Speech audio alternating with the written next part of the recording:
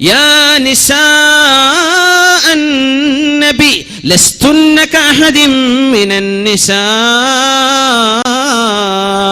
In ഇത്തഖൈതുന്ന Falah തഖ്ളഅന bill ഖൗൽ ഫയത്മഅല്ലദീ ഫീ ഖൽബിഹി മറദ് വൽയഖുൽന ഖൗലൻ മഅറൂഫാ. നബിയേ, മുസ്ലിമത്തുകളായ പെണ്ണുങ്ങളോട് പറഞ്ഞു കൊടുക്കണം, യാ നിസാഅൻ നബി, മനസ്സിന് രോഗമുള്ളവർ, നമ്മൾ ഞരമ്പിന്റെ രോഗം എന്ന് പറയും, മനസ്സിന് രോഗമുള്ളവർ. ഖുർആൻ പറഞ്ഞു അതിനെ സംബന്ധിച്ച്, ഖുർആൻ പറഞ്ഞു ഹൃദയത്തിന് രോഗമുള്ളവർ നിങ്ങളുടെ വീട്ടിലേക്ക് കയറുകയോ നിങ്ങളുടെ പ്രൈവസികളിൽ ഇടപെടുകയോ ചെയ്യുന്ന നേരത്ത് നോ എന്ന് പറയാനുള്ള തന്റെ ഇടം പെൺകുട്ടികൾക്ക് വേണം. നോ എന്ന് പറയേണ്ടിടത്ത് നോ പറയണം. ഇത് പറയാനുള്ള തന്റെ ഇടം നമ്മുടെ സ്റ്റുഡൻസിന് വേണം, നമ്മുടെ മക്കൾക്ക് വേണം, നമ്മുടെ പെൺകുട്ടികൾക്ക് വേണ്ടേ. യാ നിസാഅൻ നബി, നബിന്റെ പെണ്ണുങ്ങളെ എന്ന് ചോദിച്ചത് നബിയുടെ ഭാര്യമാർക്ക് മാത്രമാണോ എന്ന് പറയാൻ പറ്റുമോ? ഉമ്മഹാത്തുൽ മുഅ്മിനീൻ മാത്രമാണോ? നബി തങ്ങളുടെ നിസാഅൻ നബി, ആ വാക്കിന്റെ ഉള്ളിലൂടെ തന്നെ മുസ്ലിം പെൺകുട്ടികൾ മുഴുവനും അങ്ങനെയല്ലേ ആവേണ്ടത്. النبي أولى بالمؤمنين من أنفسهم وأزواجه أمهاتهم. നബി തങ്ങൾ വാപ്പയെ പോലെയാണ്. അനലക്കും ബിമൻസിലത്തിൽ വാലിദി ലിവലദിഹി, നിങ്ങളൊക്കെ എനിക്ക് മക്കളാണ്, ഞാൻ നിങ്ങൾക്ക് വാപ്പയാണെന്ന് പറഞ്ഞ നബിയാണ് മുഹമ്മദ് റസൂലുള്ളാഹ് സ്വല്ലല്ലാഹു അലൈഹി വസല്ലം. ഞാൻ നിങ്ങൾക്ക് വാപ്പയെ പോലെ പറഞ്ഞു തരാൻ നബി തങ്ങൾ പറയുമായിരുന്നു. യാ നിസാഅൻ നബി, നബിയുടെ പെണ്ണുങ്ങളെ, ലസ്തുന്ന കഅഹദിൻ മിനൻ നിസാ, മുസ്ലിമത്തുകളായ പെൺകുട്ടികളെ, അല്ലാഹുവിന്റെ റസൂൽ ഞങ്ങളുടെ നബിയാണെന്ന് പറയുന്ന പെൺകുട്ടികളെ, നിങ്ങൾ മറ്റു ജാതിയിലോ മതത്തിലോ ഉള്ള പെണ്ണുങ്ങളെ പോലെയല്ല കേട്ടോ. ലസ്തുന്ന കഅഹദിൻ മിനൻ നിസാ ഇൻ ഇത്തഖൈതുന്ന, നിങ്ങൾ അല്ലാഹുവിനെ ഭയപ്പെടുന്നുണ്ടെങ്കിൽ ഫലാ തഖ്ളഅന ബിൽ ഖൗലി, അന്യ പുരുഷന്മാരോട് കൊഞ്ചിക്കൊഴഞ്ഞ് വർത്തമാനം പറയല്ലേ. തഖ്ളഅന ബിൽ ഖൗലി, സ്വരം മധുരമുള്ള ശബ്ദമുണ്ടാക്കിയിട്ട് അന്യരോട് സംസാരിക്കല്ലേ. മനുഷ്യന്റെ ശരീരങ്ങളിൽ ഹോർമോണുകൾ പടച്ചത് അല്ലാഹുവാണ്, പുരുഷന്റെയും സ്ത്രീയുടെയും ശരീരത്തിൽ അല്ലേ. ഈ ഹോർമോണുകളുടെ പ്രവർത്തനങ്ങൾ ഉണ്ടാക്കിയത് ആരാണ്? അല്ലാഹുവാണ്. എന്തിന്? ലിനബ്ലുവകും അയ്യുകും അഹ്സനു അമല, നിങ്ങളിൽ ആരാണ് അല്ലാഹുവിനെ ഏറ്റവും സൂക്ഷിക്കുന്നത് എന്ന് നോക്കാൻ. അതുകൊണ്ട് പെണ്ണെ, വല്ലതും അന്യ പുരുഷനോട് സംസാരിക്കേണ്ടി വന്നാൽ ഫലാ തഖ്ളഅന ബിൽ ഖൗലി, പെണ്ണുങ്ങളെ നിങ്ങൾ മധുരമുള്ള സ്വരത്തിലൊന്നും മറുപടി പറയരുത്. വീട്ടിലേക്ക് വന്നു, വാപ്പുണ്ടോ? പിന്നെ വാപ്പ ഇന്നലെ പോയത്, നീ കഥ പറയാൻ നിൽക്കണ്ട, ഉണ്ടോ ഇല്ലേ എന്ന് സ്ട്രൈറ്റ് ഫോർവേഡ് ആയിട്ട് മറുപടി പറയും. അത് പറയുമ്പോൾ നിന്റെ കിളിക്കൂട്ടെടുക്കല്ല, അതാണ് ഈ പറഞ്ഞതിന്റെ അർത്ഥം. ഫലാ തഖ്ളഅന ബിൽ ഖൗലി, നീ മധുരമുള്ള സ്വരത്തിൽ മറുപടി പറയണ്ട.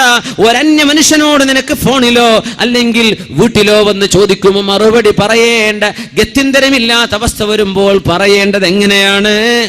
ശബ്ദം പരുഷമായിട്ട് പറയണം. എന്തിനാണെന്നറിയോ? ഫയത്മഅല്ലദീ ഫീ ഖൽബിഹി മറദ്, ഹൃദയത്തിൽ രോഗമുള്ള ചില ആളുകൾക്ക് അപ്പോൾ അസുഖം വരും. നിന്റെ ശബ്ദത്തിന്റെ മയം കേട്ടാൽ, ശബ്ദത്തിന്റെ മധുരം കേട്ടാൽ ഹൃദയത്തിന്റെ ഉള്ളിൽ അസുഖമുള്ള ആളിന് പിന്നെ നിന്നോട് ഹറാമ് തോന്നിത്തുടങ്ങും. നിന്നെ ഒന്ന് പിടിക്കണമെന്ന് തോന്നും, നിന്നെ ഒന്ന് തൊടണമെന്ന് തോന്നും. പിശാചിനോട് അവന്റെ കൂടെ നിന്ന് നിന്നെ നോക്കാനും കാണാനും ആ വഴിയോരങ്ങളിൽ പാർത്തു നിൽക്കാൻ തുടങ്ങും.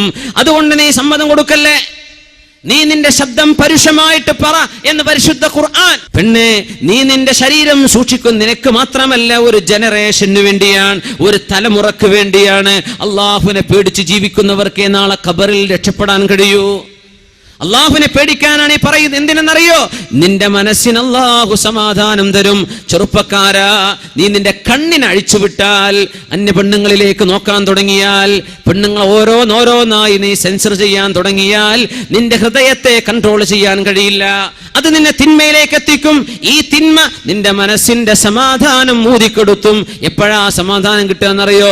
അലാ ബിദിക്രില്ലാഹി തത്മഇന്നുൽ ഖുലൂബ്, അല്ലാഹു അള്ളാഹുവിനെ ഓർക്കുമ്പോഴേ സമാധാനം കിട്ടൂ. നിന്റെ വെബ്സൈറ്റുകൾ ബ്രൗസ് ചെയ്യുമ്പോഴല്ല, മ്യൂസിക് കേൾക്കുമ്പോഴല്ല, പാട്ട് കേൾക്കുമ്പോഴല്ല, അള്ളാഹുവിനെ അനുസരിക്കുമ്പോഴേ ഇത് കിട്ടുള്ളൂ.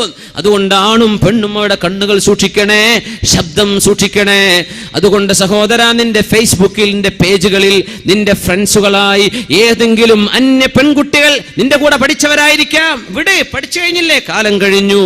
നിന്റെ കൂടെ പഠിച്ചതിന്റെ പേരിൽ കല്യാണം കഴിച്ച് അന്തസ്സിൽ ജീവിക്കുന്ന പെൺകുട്ടിയുടെ കുടുംബ ജീവിതമാണ് നീ തകർക്കാൻ പോകുന്നത്. നിന്റെ കോണ്ടാക്റ്റുകൾ ഇനി വേണ്ട. പെൺകുട്ടി, അന്തസ്സായി നിനക്ക് മഹർ തന്ന് നിക്കാഹ് ചെയ്ത ഭർത്താവ് നിന്റെ കൂടെ ഉണ്ടായിരിക്കെ നിന്റെ ഫേസ്ബുക്കിന്റെ പേജിൽ ഹറാമായ രീതിയിൽ നിനക്ക് പറയാനോ സംസാരിക്കാനോ കാണാൻ പാടില്ലാത്ത ആളുകളോട് നീ ചാറ്റ് ചെയ്യുന്നത് കടുത്ത കുറ്റമല്ലേ പെൺകുട്ടി? തടുത്ത കുറ്റമല്ലേ? ഹറാമല്ലേ ഇത്? ചെറുപ്പക്കാരാ, നിന്റെ ഫ്രണ്ട്സുകളെ നീ സെൻസർ ചെയ്തോ? ഇന്നത്തെ രാത്രി നേരം പുലരുന്നതിന്റെ മുമ്പ് നിനക്ക് കാണാനോ നോക്കാനോ പാടില്ലാത്ത അന്യ ജെൻഡറിലുള്ള ആൺകുട്ടികളോ പെൺകുട്ടികളോ നിന്റെ ഫ്രണ്ട്സുകളായിട്ടുണ്ടെങ്കിൽ അവരെ ഫ്രണ്ട്സുകളായി ആഡ് ചെയ്യാൻ നിന്റെ ഫേസ്ബുക്ക് പേജ് എന്ന അള്ളാഹു തന്ന നിഅമത്ത് നീ ദുരുപയോഗം ചെയ്യാൻ പാടില്ല. നമ്മൾ വിചാരിക്കും വർത്താനം പറയുമ്പോൾ അതൽ നീ പറയുന്നത് പോലും ഹറാമല്ലേ? നിന്റെ മെസ്സേജുകൾ ഹറാമല്ലേ? നീ ശബ്ദം അയച്ചുവിടുന്നത് ഹറാമല്ലേ? അവരുമായി കോണ്ടാക്ട് കീപ്പ് ചെയ്യുന്നത് ഹറാമല്ലേ? വെറും വ്യഭിചാരം മാത്രം ഹറാം? കണ്ണുകൾക്ക് വ്യഭിചാരമുണ്ട്. നോക്കുന്നതാണ് വ്യഭിചാരം. കാതിന് വ്യഭിചാരമുണ്ട്, കേൾക്കലാണ് അതിന്റെ വ്യഭിചാരം. കൈയിന് വ്യഭിചാരമുണ്ട്, തൊടലാണ്. നിന്റെ കീബോർഡിൽ നീ ടൈപ്പ് ചെയ്യുന്നത് നിന്റെ കൈ കൊണ്ട് ചെയ്യുന്ന വ്യഭിചാരമാണ്. പരിശുദ്ധ റസൂലുള്ളാഹി സ്വല്ലല്ലാഹു അലൈഹി വസല്ലം ഇതൊക്കെ തിന്മയാണെന്ന് മനസ്സിലാക്കിയിട്ട് വലിയ തിന്മയിലേക്ക് എത്തുന്നതിന് മുമ്പ് അള്ളാഹുലേക്ക് തൗബ ചെയ്ത് മടങ്ങിക്കോ. യാ ഫുദൈൽ എന്നവരെ 60 വയസ്സായി എനിക്ക് വഹൽ മിൻ ഹീലത്തിൻ, ഇനി രക്ഷപ്പെടാൻ വഴിയുണ്ടോ? ഇനി രക്ഷപ്പെടാൻ വഴിയുണ്ടോ? 1000ഉം 2000ഉം പെൺകുട്ടികൾ തന്റെ ഫേസ്ബുക്ക് പേജിലുണ്ടെന്ന് അഭിമാനം പറയുന്ന ചെറുപ്പക്കാരാ, ഈ 2000-ഓളം വരുന്ന പെൺകുട്ടികളുമായി നീ ചാറ്റ് ചെയ്യുന്നത്, അല്ലെങ്കിൽ ഒരു പെൺകുട്ടി തന്റെ ബോയ്സ് ഫ്രണ്ടുകളുമായി ബോയ്സുമായി ചാറ്റ് ചെയ്യുന്നത്, പെൺകുട്ടി ഇതൊക്കെ നിന്റെ കിതാബിൽ അല്ലാഹു രേഖപ്പെടുത്തിയാൽ, കിതാബും മർഖൂം, രേഖപ്പെടുത്തപ്പെട്ട കിതാബുകളാണ്, ഡിജിറ്റൽ കിതാബുകളാണ്. ഇത് അല്ലാഹു രേഖപ്പെടുത്തി കഴിഞ്ഞാൽ എത്ര വലിയ കിതാബുമായിട്ടാണ് നാളെ അല്ലാഹുവിനെ കണ്ടുമുട്ടാൻ പോകുന്നത്. വിചാരണയില്ലേ? നാളെ ഹിസാബില്ലേ? നാളെ അല്ലാഹുവിന്റെ മുമ്പിലേക്ക് വരണ്ടേ? ഇബ്നു സ്വമ്മ റളിയല്ലാഹു അൻഹു ആണ്, പടച്ചവനെ എനിക്ക് എത്ര വയസ്സായി എന്ന് ചിന്തിച്ചപ്പോ 60 വയസ്സ്. യാ അല്ലാഹ്, 60 വയസ്സ് ജീവിച്ച ഞാൻ എത്ര ദിവസം ഭൂമിയിൽ ജീവിച്ചിട്ടുണ്ടാകാം? 21,500 ദിവസം. അറബ് വർഷപ്രകാരം 60 വയസ്സുള്ള ഒരാൾ ജീവിക്കുന്നത് 21,500 ദിവസം. ഇബ്നു സ്വമ്മ എന്ന മഹാൻ 60 വയസ്സ് ജീവിച്ചപ്പോൾ ചിന്തിച്ചു പോയി, എത്ര ദിവസം ജീവിച്ചു? 21,500.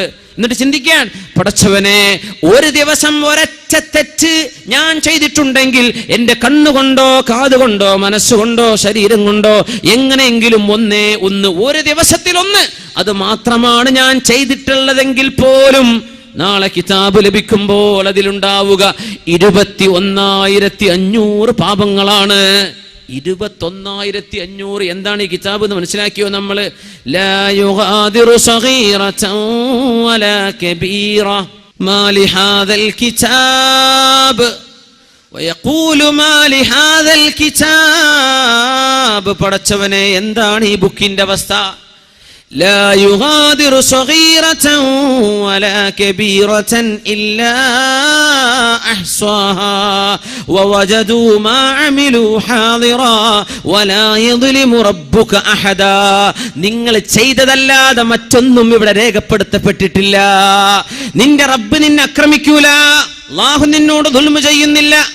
മനുഷ്യന്മാര് പറയും മാലിഹാദൽ കിതാബ്. ആ ഒരു കിതാബിൽ 60 വയസ്സുള്ള ഒരാൾ ഒരു ദിവസം ഒരു തെറ്റ് ചെയ്താൽ കിതാബിൽ കാണുന്ന വായിക്കേണ്ടി വരുന്നത് 21,500 പാപങ്ങളാണെങ്കിൽ, യാ അല്ലാഹ്, ഒരു ദിവസം ഒന്നല്ലല്ലോ രണ്ടല്ലല്ലോ എന്റെ വാക്കുകൊണ്ട് നാക്കുകൊണ്ട് ചുണ്ടുകൊണ്ട് കണ്ണുകൊണ്ട് മനുഷ്യനെ കളിയാക്കി ചിരിച്ചത്, കൽബിന്റെ ഉള്ളിൽ ദേഷ്യം കൊണ്ട് നടന്നത്, മറ്റുള്ളവനോട് അസൂയ വെച്ചത്, ഒരു മുഅ്മിനായ മനുഷ്യരെ തെറ്റിദ്ധരിച്ചത്, ഒരാളെ സംബന്ധിച്ച് ചീത്ത പറഞ്ഞത്, ഇങ്ങനെ തുടങ്ങി ഒരു ദിവസം എത്രയാണ് ഞാൻ പറഞ്ഞു കൂട്ടുന്നത്, ചെയ്തു കൂട്ടുന്നത്. ഇതൊക്കെ 21,500 അങ്ങ് വിന്യസിച്ചു കളഞ്ഞാൽ എത്രയായിരം പാപങ്ങളുടെ റെക്കോർഡുകളാണ് ഞാൻ എൻ്റെ കിതാബിൽ വായിക്കാൻ പോകുന്നത്. അങ്ങനെ ഒരു അട്ടഹാസം അട്ടഹസിച്ച് അതിൽ മരിച്ചുപോയ മഹാനാണ് അല്ലാമ ഇബ്നു സമ്മർ റളിയല്ലാഹു അൻഹു.